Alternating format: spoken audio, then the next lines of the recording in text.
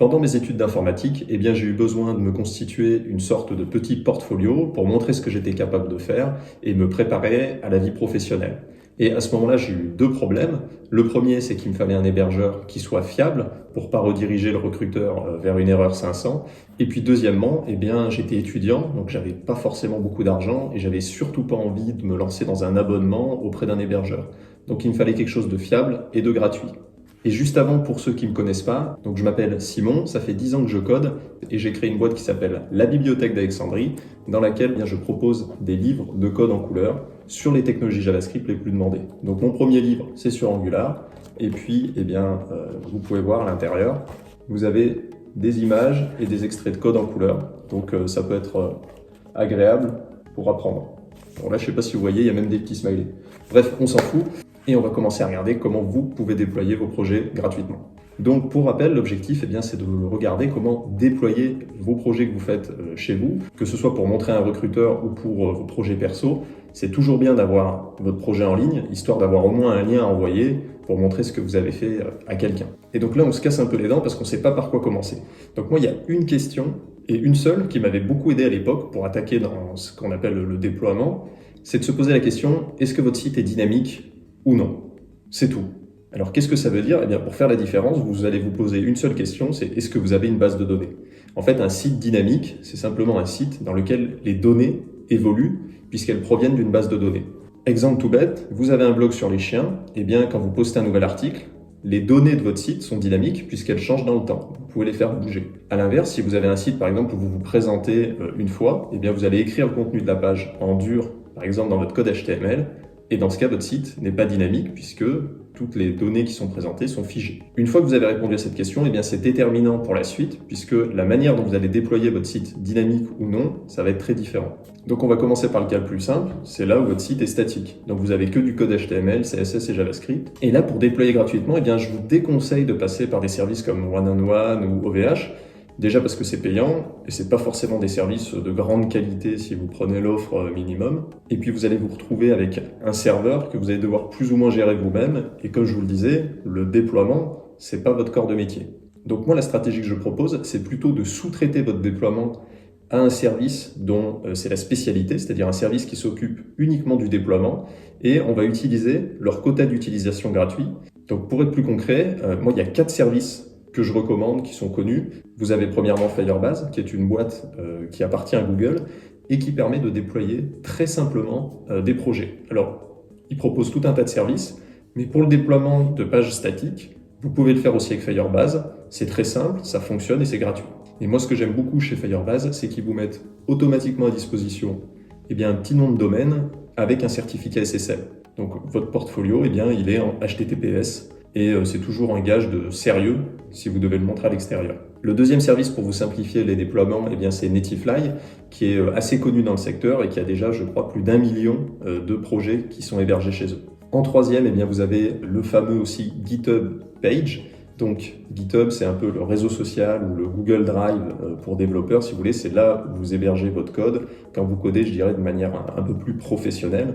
GitHub Page permet donc de déployer gratuitement. Et surtout, ça appartient à Microsoft. Donc c'est toujours pas mal quand vous avez un service comme ça qui est adossé sur un monstre de la tech, puisque vous savez que dans le temps, ça va durer. Donc votre portfolio, dans 2 ans ou 3 ans, il sera encore accessible et vous n'aurez pas une erreur 500, comme quoi la boîte a fermé ou je sais pas quoi. Et enfin, le quatrième, c'est Vercel. Donc je crois qu'avant, c'était Zeit.co, donc qui est une boîte que j'adore, mais que j'ai pas tant utilisé que ça. Si vous voulez, le principe, c'est de prendre tous les clouds, donc de Microsoft Azure, de Google Cloud Platform, de Amazon AWS, et ils construisent en fait une surcouche par-dessus, et ils vont taper dans les clouds qu'ils ont besoin. Donc vous avez un quota d'utilisation qui correspond, pour faire simple un peu, à la somme de tous les quotas d'utilisation des clouds qu'il y a en dessous. Donc c'est pas mal, mais c'est pour des usages un petit peu plus poussés, c'est plus orienté pro que, je dirais, du code un peu amateur. Donc pour tous ces services, vous pouvez taper comment déployer votre application et vous allez tomber sur un petit tuto qui tient en moins de 5 minutes avec quelques commandes à taper, rien de trop technique, et vous aurez votre site directement accessible sur le web avec un lien qui pointe vers votre page pour la montrer à qui vous voulez. Et juste avant de passer à la suite, petite remarque, je crois qu'à part Firebase, pour tous les autres outils, vous devez utiliser Git pour votre projet.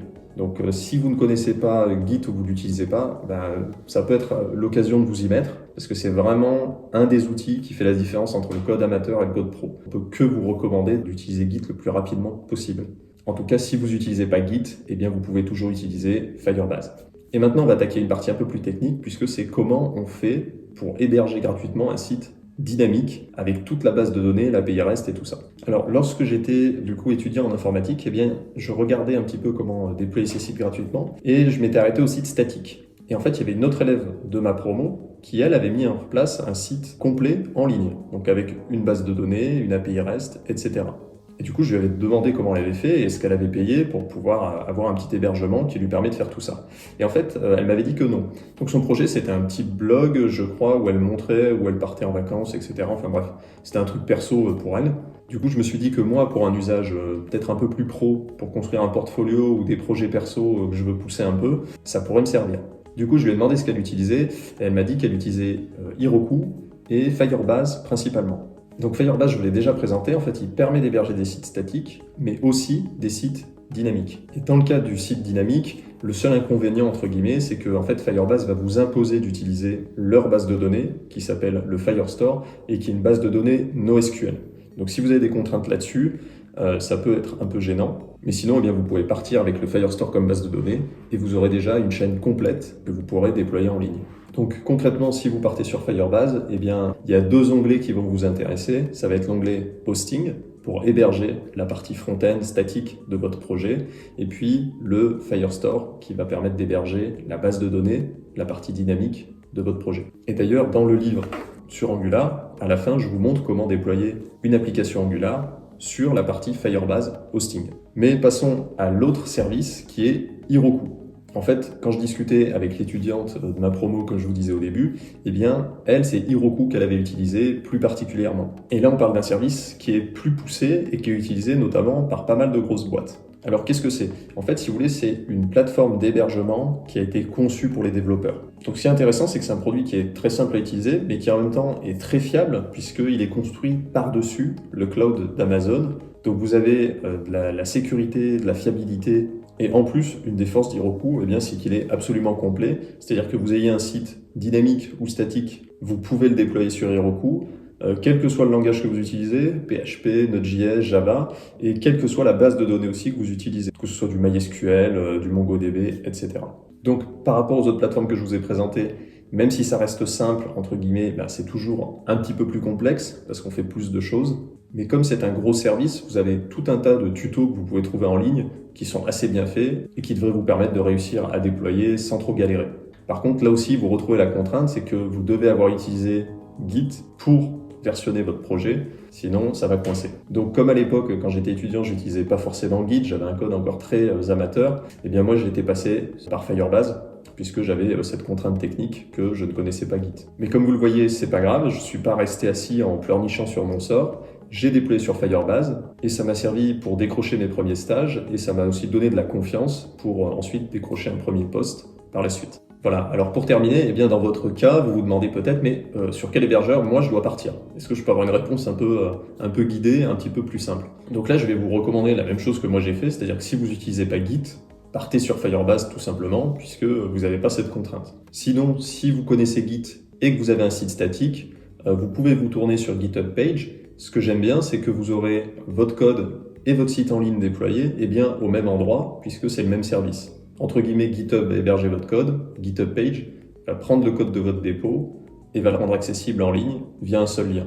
Donc moi, j'aime bien comme ça avoir tout au même endroit, plutôt que de devoir les taper dans 4-5 services différents. Et si vous êtes motivé et que vous avez un projet qui est un petit peu plus conséquent, eh bien franchement, je vous invite à essayer Heroku. Forcément, le ticket d'entrée est un tout petit peu plus élevé, mais c'est vraiment un outil qui a été conçu pour les développeurs, donc vous verrez, vous allez vous y retrouver assez rapidement. En 1 ou 2 heures, vous pouvez déjà avoir des résultats sur Heroku et mettre quelque chose en ligne, même en partant de zéro. Et puis pour terminer, eh bien retenez que tout ça, c'est pas une réponse toute faite que j'ai trouvée sur Google, c'est aussi le fruit de l'expérience et puis d'avoir discuté avec des gens le long de mon parcours.